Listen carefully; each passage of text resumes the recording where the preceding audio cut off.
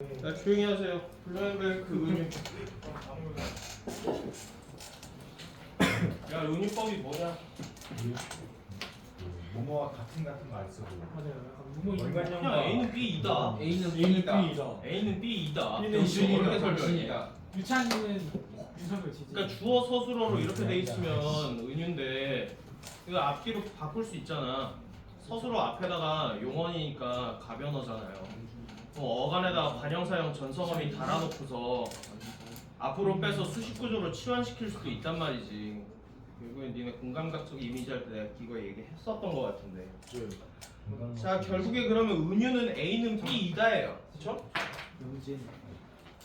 어, 아 맞아. 아 천만원 시간. 이렇게 되는 거잖아. 근데 A가 B예요? 아니요. A는 B가 아니잖아요. 네. 그러니까 A라는 게 A는 B이다잖아. 이게 뭐 설명해주는 구조잖아요. 서술 구조잖아. 그러니까 A는 B이다 이렇게 설명해주는 거기 때문에 A와 B가 결국에 똑같지는 않은데 같은 거라고 퉁쳐버리는 거잖아요. 같은 걸로 퉁쳐버리는 거. 그럼 목적성에 따라서 수사, 그러니까 수식해주는 기능으로서의 은유가 있는 거고, 두 번째 또 뭐가 있냐? 니은 불완전한 인식과 추측의 표현으로서의 은유야. 그러니까 내가 알고 있는 건 B야. A를 몰라. A를 모르는 상태에서 A에 대해서 그러면 사람은 뭐를 가지냐? 미지의 것을 만나게 되면 공포를 느낀다고요. 그 공포를 이게 덜어내기 위해 가지고 이제 은유를 사용하는 방법도 뭐 있다라고 얘기하는 게 블루멘베르크의 은유인데 은유를 가지고서 인생을 다투자는 이상한 아저씨는 뭐 하는 아저씨인 거예요? 인생의 전반을 은유를 연구하는 데 썼대요. 뭐 하는 새끼야 이걸. 최대 역적인 표현네. 할게 진짜 없다. 너무 빨리 그러니까 얼마나 할 게 없는 인간이야 이거. 알고 보니까 한 25세 죽은 거 아니에요? 그럴 수도 있어요. 이 사람 되게 유명하잖아요. 고3인데 같이 돼요. 은유에 대한 학문적인 정의는 아리스토텔레스의 시학에서 처음 등장하는데 은유는 낯선 이름들의 전이랍니다. 그러니까 낯선 A랑 B라는 것의 전이라고 A가 B가 되는 거잖아요. 전이. 그래서 서로 다른 감각의 전이가 뭐였냐? 공감각적 이미지 아니었어? 예. 어. 그래서 은유는 전이라고. 청각의 시각화. 그래서 즉 어떤 대상을 가리키기 위해서 그 대상의 이름이 아닌 다른 이름을 쓰는 거예요. 그래서 독일의 철학자 블루멘베르크는 평생 은유에 대한 연구로 철학적인 사유를 개진하며 한 평생을 은유만 했답니다. 철학에서도 쓰고요, 과학에서도 쓰고요, 신화에서도 쓰는 모든 텍스트를 뭘로 파악했대요? 은유적 구조로 파악했답니다. 뭐하는 새끼예요? 그는 은유란 인간이 세계 및 자신의 실존에 대해 창조해낸 상, 이거 무슨 상이냐면 이거 모습 상자거든? 코끼리 상자, 모습 상자예요. 그러니까 모습이라고요. 이미지라고. 은유가 뭐라고? 그러니까 인간의 사고는 한계가 있잖아. 그러니까 인간이 뭔가에 대해서 설명하려고 하는 게 결국에 은유라는 얘기예요. 뭐 이렇게 말을 어렵게 하냐고. 그러니까 자신의 뭐 자신과 요약해서 써드릴게요.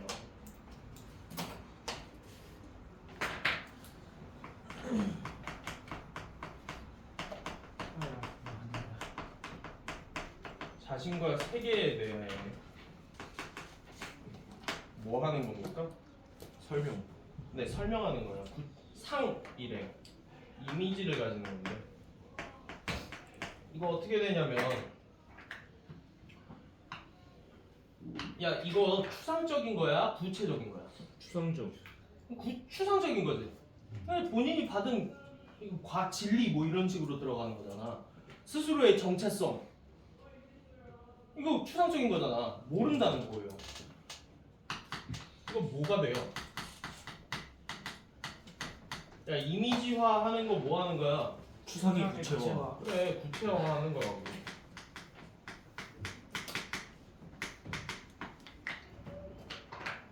추상적인 걸 구체적으로 서술하는 거라고. 시 쓰는 것도 그래서 은유라고요. 자, 넘어가서 그는 은유에 대한 종래의 해석 철학을 두 가지로 제시하며 이로 은유의 중요성이 간과되었다고 주장했답니다. 그러면 지금 기억 니은 나와 있는 거는 종래 철학이네. 종래 철학이네. 원래 철학이랑 기존의 철학이라는 얘기야. 종래는 첫째는 수사적인 기법으로서의 은유래요. 자, 꾸며주는 기능 해요 안 해요? 은유법 해요. 해요. 수식의 기능을 한다고요. 그래서 몸 A, 의, B 이런 식으로 들어갈 수도 있잖아요, 은유가. 그래서 이러한 관점에서 은유는 명료한 사실에 대한 표현을 강화하기 위한 수단이라고요. 그냥 강조라고. 군더더기나 장식품이야. 왜? 수사가 무슨 뜻인데? 꾸민다야. 둘째, 명확한 개념의 인식에 이르지 못한 불완전한 인식과 추측의 표현으로서의 은유예요. 그러니까 뭐 모를 때 그냥 지가 설명을 해야 되는 경우가 있잖아. 제대로 모르는데 설명해야 된다고. 그럴 때 은유를 쓴다고. 뭐야? 개 시끄럽네. 먹고 싶군요. 자, 이때 은유는 개념이 형성되기 이전에 잠정적으로 사용되는 필요악 같은 거라고. 뭐야? 왜 악이 진짜 먹고 싶군요. 왜 필요악이냐고? 모르니까. 모르니까. 그러니까 모르는데 설명하는 거라는 거. 그러니까 기존의 철학에서 은유는 두 가지라고. 모르는데 짓거리는 거. 하나, 또 꾸미는 거. 그럼 기존의 철학에서 은유는 쓸데기 없는 거예요. 결국 모르는 거잖아. 그래서 불완전한 인식과 추측이래요. 그래서 은유는 어떠한 개념이 형성되기 이전에 잠정적으로 사용되는 필요악이야. 그래서 내가 A, A, B 이런 식으로 얘기를 하는 거는 뭐냐면 내가 이거 잘 모르거든? 내가 아는 건 이거야. 그래서 A에 대해서 내가 서술을 할 수가 없으니까 이 B라는 비슷한 걸로 대충 때려 맞춘다고요. 그럼 이거 정확한 표현이에요? 아니. 정확한 표현이 아니라고요. 은유는. 은유 자체가 정확한 표현이 아니기 때문에 필요악이라고. 뭐를 하기 전까지. 결국 사람들은 A가 이걸 모르는 거잖아. 이거를 알게 될 때까지는 A 대신에 B라고 설명을 한다고. 요거죠.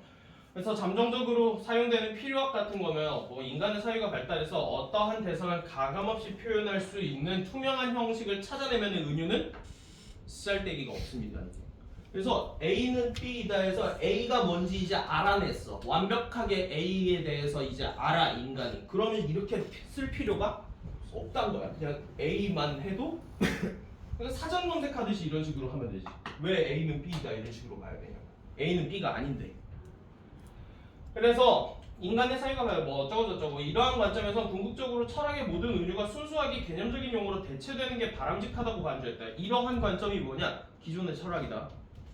기존의 철학에서는 최대한 뭐를 베껴버리려는 거야? 은유를 다 베껴버리는 거야. 철학이 뭔데? 사실이죠. 진리를 깨닫는 거야. 진리를 깨닫는 게 철학이야. 그러면 A에 대해서 내가 완전히 깨달았어. 그러면 B라고 설명할 필요가 이제 없게 된다고요. 그러니까 불필요한 거였지 애초에. 됐지? 그래서 이해되시죠? 개념적인 용어로 대체되는 게 바람직하다고. 이게 기존의 철학이니까. 그런데 블루멘베르크는 전통 철학의 지적대로 은유가 수사적인 표현이거나 아직 개념으로 환원되지 못한 잉여일 수 있다는 점은 인정 안 했어? 그럴 수 있어. 맞아. 뭐 네 말이 틀린 건 아니야. 그런데 은유 중에서는 결코 개념으로 대체될 수 없는 고유한 표현 형식으로서 철학적인 근본 바탕이 되는 게 있다. 그러니까 불완전한 개념으로서의 은유도 있어. 오케이. 수사의 개념으로서의 은유도 있어. 그거 불필요한 군더더기 인정. 그런데 안 그런 것도 있어. 그럼 스스로의 정체성에 대해서 그러면 언제 깨달을 건데 인간이? 언제 깨달은 거야? 뒤질 때까지 못 깨닫고 다 대체로 뒤지는데 뭐 언제까지 그러면은 스스로에 대해서 정체성을 정확하게 그러면은 개념화 해보세요. 할 수 있는 사람 얼마나든요. 이런 거 이렇게 아예 결국 뭐가 안 되냐? 개념화가 안 되는 것들이 있단 말이야. 그런 거에서는 뭐가 필수적으로 사용돼야 돼? 은유가 사용이 될 수밖에 없다라는 게 블루멘베르크의 이야기입니다. 그래서 그걸 절대적인 은유라고 명명했다는 거예요. 정리 좀 할게요. 기존의 철학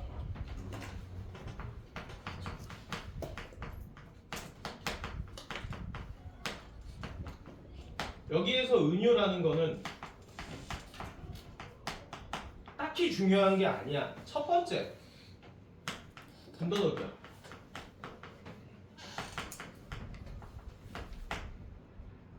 왜 자꾸 수식을 하냐고. 명확하지 못하게. 철학은 명확해야 되는데 자꾸 수식하고 뭐 이러면은 군더더기 붙은 거잖아. 쓸데없어. 두 번째, 아직 개념화가 안 됐을 때 쓴다고.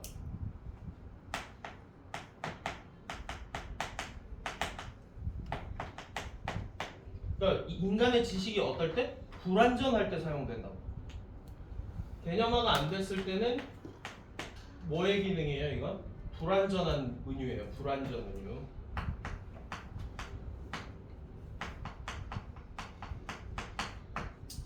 그런데 블루멘베르크가 이거를 깼다고.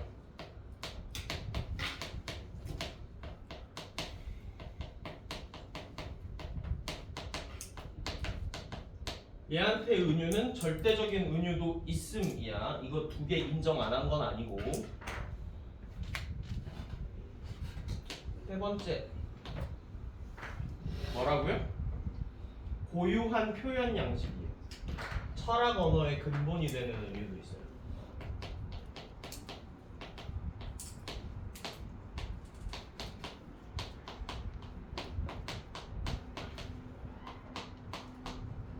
이거는 절대적인 의미. 중딩들 개 시끄럽네. 그냥 뭐 저 해버릴까? 저거 중국이에요. 질 떨어지게 진짜. 제가 갔다 오겠습니다. 시끄러워. 맞을 것 같아요. 자, 블루멘베르크에 따르면 절대적인 의미는 개념적인 사고에 미달하는 게 아니라 오히려 뭐라고? 세계의 본질이나 삶의 지향성 등 개념으로 설명할 수 없는 궁극적인 질문에 대해서 사람들은 뭐 하고 싶냐? 탐구하고 싶잖아. 그래서 어떤 과정인 거야? 개념화를 하기 위한 과정으로서 은유가 들어갈 수 있다라고 얘기한 거야. 결국에는 그럼 갑자기 그냥 깨달음이 뚝 튀어나오는 게 아니라 여러 사람들의 이러한 언어의 노력을 통해서 결국에 개념화가 진행이 되는 거지. 그래서 개념적인 사고에 미달하는 게 아니라 오히려 개념적 사고의 바탕이 된다고. 이해되니? 그 다음에 세계의 본질이나 삶의 지향성 같이 개념으로 설명할 수 없는 궁극적인 질문에 답하려는 뭐야? 시도야. 그러니까 이거를 불완전하다라고 갖다 버리기에는 되게 사람들의 노력이 폄하돼 버린다고. 그러면 마치 무슨 철학이 갑자기 툭 튀어나온 것처럼 얘기를 듣고 하는데 철학은 원래 플라톤의 토대 아래에서 다 발전해 온 거야. 플라톤과 아리스토텔레스의 토대 아래에서 발전해 온 건데 갑자기 무슨 철학이 툭 튀어나온 되게 대단한 것처럼 얘기를 한다라고 블루멘베르크는 약간 볼멘 소리를 하는 거죠. 그 질문들은 이성을 통해 인식 가능한 영역을 넘어서는 것들이 있어. 그러니까 뭐가 있냐면 그러니까 나의 정체성 같은 거야. 나라는 거를 정의해봐. 정의가 안 된다. 그럼 모두의 나가 다 다를 것이고 본인이 생각하는 나와 남이 생각하는 나도 달라요. 그러니까 정의가 안 돼요 애초에. 그럴 때는 뭐를 쓸 수밖에 없어? 은유를 쓸 수밖에 없는 거야. 나는 무엇과 같아, 나는 무엇이야 라고 얘기를 하는 은유적인 표현이 된다고요. 그래서 뭐래요? 가능한 영역을 넘어서므로 규정적인 해답을 구현할 수 없는 것들의 절대적인 은유는 뭐를 만든다고? 그래서 결국에 이미지를 만들어주는 거야. 설명 가능한 구체적인 이미지화. 이거 뭘로 바꾼 거야? 상이었어. 위에서 상이었다고. 자신과 세계에 대한 상을 만들어내는 작업을 한다라고 첫째 문단에서 얘기한 거를 다시 한 거예요. 여기서 넘어가서 우리가 사는 세계를 표현하는데 예를 들어 미지의 세계를 찾아 출항하고 망망대해에서 난파당하는 등 항해와 관련된 은유들은 세계 속에서 살아가는 인간의 실존을 표현하는 절대적인 은유라고 할 수 있다고. 그러니까 인간의 삶이 무엇이냐라고 얘기했을 때 그거 어떻게 정의하냐고. 정의 못하는 것들이 있다고. 그러면 그거에 대해서 사람들은 어떻게 표현한다고? 망망대해에서 뭐 난파 뭐 이런 식으로 시련을 겪는 표현을 은유로 바꿔놓은 걸 수도 있다. 뭐 이런 것들이 절대적인 은유랍니다. 어떨 때 한다고 사람들은 절대적인 은유 언제 한다고? 개념화가 불가능한 영역이 있어요.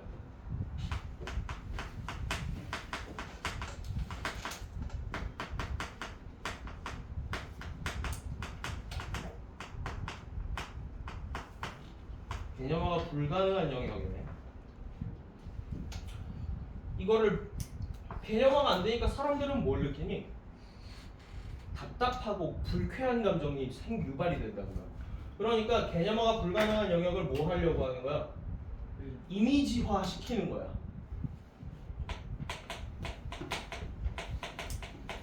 자, 이미지화가 되니까 뭐가 됐어? 설명이 된단 말이야. 설명이 되니까 불쾌한 감정이 완화되는 거예요.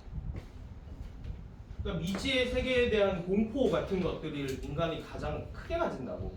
그러니까 그 미지의 세계를 뭐라고 이름 붙여버려?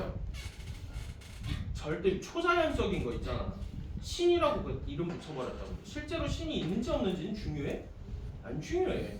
결국에 인간이 신을 만든 것도 뭐 때문에 만든 거라고? 개념화가 불가능한 영역을 개념화하려는 시도를 하는 거라고요. 인간의 이성으로서 탐구할 수 없는 영역들이 있다고. 옛날에는 자연현상을 예측이 불가능했잖아.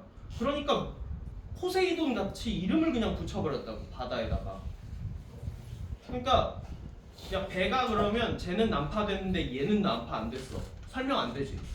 포세이돈한테 분노를 산 거야, 쟤는. 이런 식으로 설명이 가능해진다고. 또한 절대적인 은유는 인간이 세계를 대하는 기본 자세와 태도를 표현하며 왜? 이거 계속 똑같은 얘기 아니야? 자신과 세계에 대한 이미지화인 거잖아, 이게. 계속 똑같은 얘기라고요. 그래서 인간의 행위 방식을 설정하는 힘으로 기능한다. 블루멘베르크에 따르면 세계 속에 살아가는 인간은 압도적인 현실을 맞닥뜨린 이래 그것을 어떻게든 뭐 하려고 해? 파악하려고 해. 그러니까 설명하려고 해요. 이해하려고 해. 두려움을 떨치려고 애써왔고 예로부터 지금까지 철학, 과학 등 인류의 지성적인 결과물은 모두 그러한 분투가 상이한 형식으로 표현된 거야. 서로 다른 형식으로 표현된 거야. 그래서 진리에 도달하려는 영역을 과학적인 탐구를 하는 사람들도 있고 철학적인 탐구를 하는 사람들도 있다고. 결국에 도달점은 어디였는데? 진리라는 거를 찾기 위해서였다고. 그러니까 노력이라고요. 절대적인 은유는 결국에 인간이 모든 진리에 다 도달하려고 하는 노력 그 자체라고도 볼 수 있다라는 게 블루멘베르크의 이야기입니다. 그래서 하지만 그런 노력에도 불구하고 여전히 인간은 개념으로 규정할 수 없는 궁극적인 영역들이 있는데, 그러니까 나 자체의 정체성이라든가, 절대적인 은유는 여기에다가 뭐를 부여해? 구조를 부여해. 이거 뭐야? 상을 만들어준다는 거예요. 이미지화 시킨다는 거랑 똑같은 얘기입니다. 또.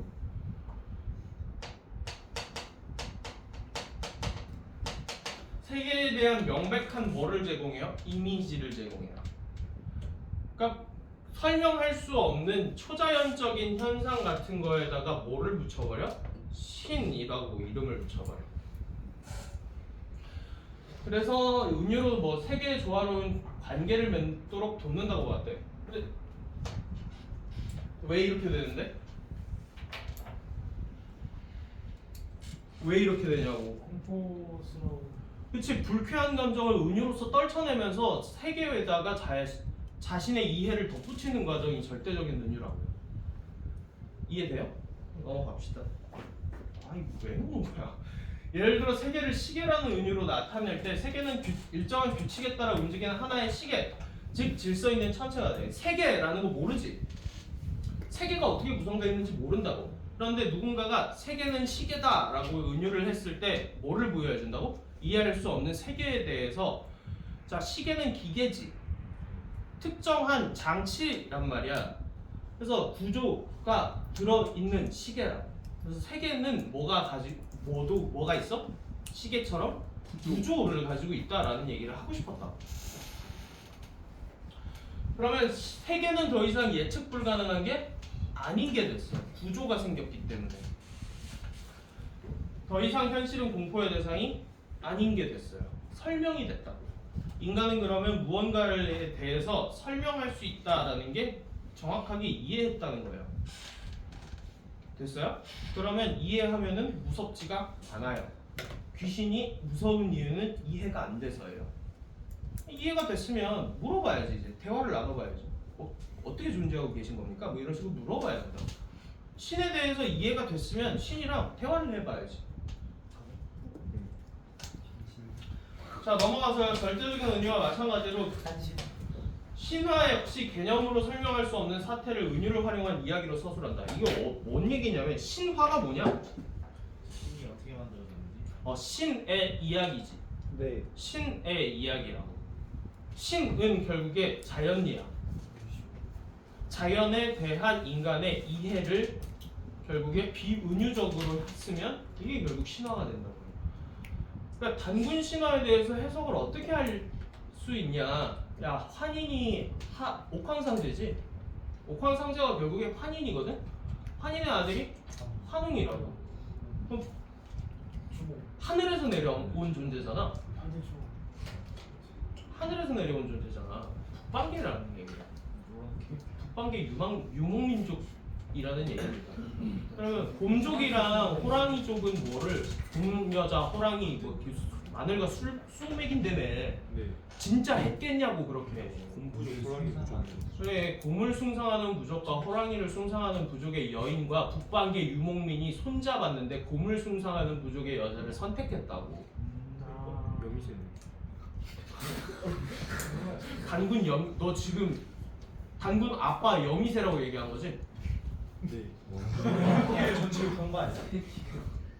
파리치기. 그럼 너 뭐해 무슨 제 동남아 쪽 라틴계예요 라틴.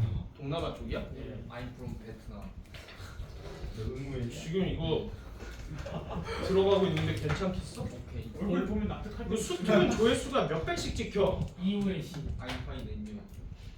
갑자기 딴소리야. 3학년 12. 자, 넘어가서 그에 따르면 신화의 기본적인 기능은 자, 거대한 공포를 마주한 인간이 그것에다가 이름을 지어 붙여요. 그래서 이거에다 이름 붙이는 게 뭐예요? 신이라고 이름을 붙인다는 거고. 이야기를 창조해서 막연한 불안을 구체적인 두려움으로 바꿔놔요. 이거 낚시입니다. 구체적인 두려움으로 바꿨다는 건 서술이 가능하다는 얘기예요. 이미지화한 거죠. 그러니까 신이라는 존재는 기본적으로 경외감을 가지게 하는데 인간이 경외한다고. 경외는 존경하고 두려워함이야. 그러니까 공포가 들어있는 거예요. 경외감이라는 거예요. 넘어가서 바꿈으로써 세계의 거친 폭력과 혼돈으로부터 자신의 안전을 도모하려는 거야. 이해가 안 되니까 거기다가 이야기를 만들어서 붙인다. 이름을 만들어서 붙이고 그거에 대한 구체적인 설정들을 내가 추가로 함으로써 세계에 대한 이해를 결국에 하려고 하는 인간의 노력이지 않냐라고 얘기하는 겁니다. 예를 들어 신이 최초로 언급되는 고대 그리스의 문헌에서 신들은 만물의 질서에 따라서 배치하는 권능을 가진 존재로 서술되어 있는데 이러한 이야기는 결국에 인간이 뭐예요? 이해할 수 없는 것들을 이름 붙여 놓는 작업이라고요. 그래서 권능으로 여김으로써 자연이 아무리 거칠고 난폭해도 자 그러면 신도 인간의 모습을 땄단 말이야. 고대 그리스에 있는 그 그리스 로마 신화에 있는 신들은 인간과 비슷한 모양을 가지고 인간의 성격을 비슷하게 가졌어. 그러니까 거대한 자연에 인간의 속성을 부여해 놨단 말이야. 그러니까 인간은 어떠한 법칙이 있고 질서가 있는 삶을 살아가는데 신도 결국에 그러하지 않을까라고 생각했던 게 고대 그리스 사람들의 생각 방식이었다고요. 그러니까 설명이 안 되면 신의 분노 이런 식으로 표현된다. 넘어가시면 그래서 질서에 따라서 운행할 것이라는 믿음을 가지고 비로소 뭐 하게 돼요? 안도하게 됩니다. 구조를 부여하니까 안도가 되잖아. 똑같은 얘기 계속 하고 있어야 돼. 이러한 자기보호 기능에서 나아가 신화는 다양하게 변주되죠. 신화는 당연히 판본이 많습니다. 여러 판본이 있고요. 인간이 추구하는 가치를 함축하는 서사로 진화해요. 자, 그러면 원래는 공포의 대상을 얘에다가 뭐를 붙여? 이름을 붙여. 뭐 포세이돈 이런 식으로 붙였다. 제우스 이런 식으로 붙였다고요. 붙였는데 그거 신이라고 붙였다고. 그리고 여기에 대해서 뭐를 추가하는 거야? 스토리를 추가하는 거거든.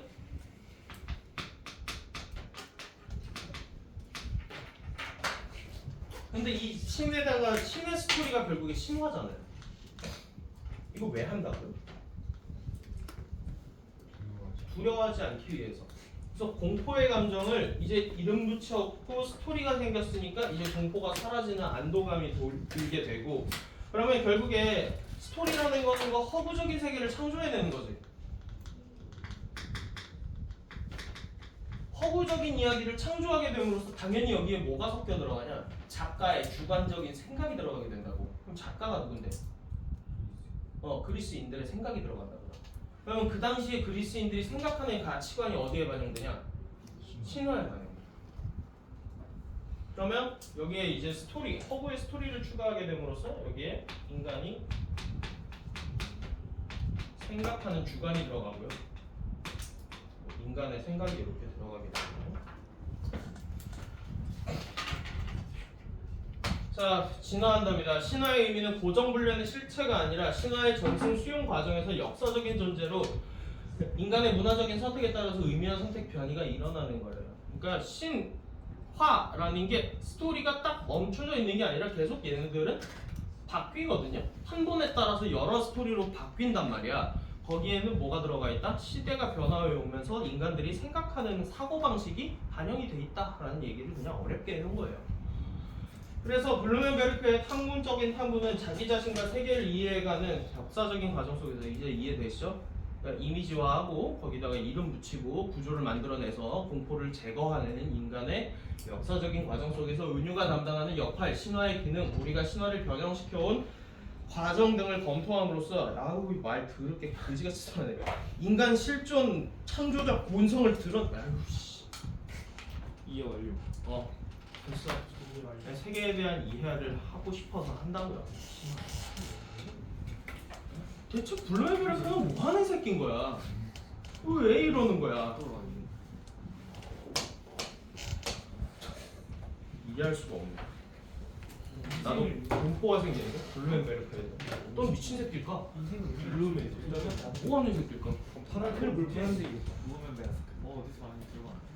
거짓말하지 마세요. 댓글에 대한 설명으로 적절한 거 찾으랍니다. 야, 은유가 신화를 대체했어? 그런 얘기 한 적 없고. 너 왜 시험 범위를 해놨지?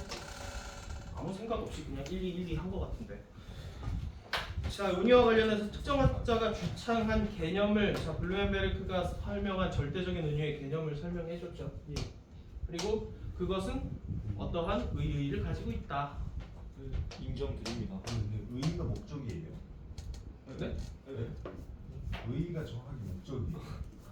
의미요. 의미예요, 의미. 뜻입니다, 뜻. 내가 알고 있는 게 잘못. 손가락이. 자, 은유에 대한 인식이 긍정적으로 변해가는 과정을 통시적으로 고찰하고 있어요? 아니요. 이게 통시적인 고찰이죠. 넘어가시고 은유의 종류를 기능에 따라 분류는 했습니까? 네, 수식 기능이요, 절대예요. 그 다음에 불완전할 때요. 그 다음에 그러면 은유가 주로 쓰이는 학문 분야입니까? 신화 학문이에요? 자, 블루멘베르크 개인 철학입니다. 철학 사조라고 하면은 어떤 식으로 가야 되냐면 계보가 어느 정도 있어야 돼요. 근데 지 혼자만 이런 얘기했다. 사조라고 볼 수는 없어요. 개인 철학이에요. 그다음에 이런 거 여기도 안 했습니다. 자, 넘어갈게요. 블루멘베르크의 견해로 적절하지 않은 그 절대적인 은유가 개념적인 사고의 바탕이 될 수 있었다. 맞아요. 철학을 통해 개념적으로 설명할 수 없는 영역이 당연히 존재합니다. 스스로의 정체성이라는. 자, 은유 중에는 개념적인 용어로 대체되는 게 바람직한 경우도 있기는 합니다. 인정했어요, 블루멘베르크도. 자, 신화는 전승 과정에서 역사와 무관한 우연적인 변이로 인해 의미가 무관한. 자, 역사에 따라 변화하는 사고방식이 반영이 되기 때문에 자, 다음 절대적인 의견은 이성으로 인식할 수 없는 영역을 표현하는 이미지를 생성한다는 말이죠. 아, 문제 더럽게 기네 이것도. 다음 시간에 이어서 합시다. 모두 14. 와우. 이번 내신 좋겠다. 나랑 들어가자.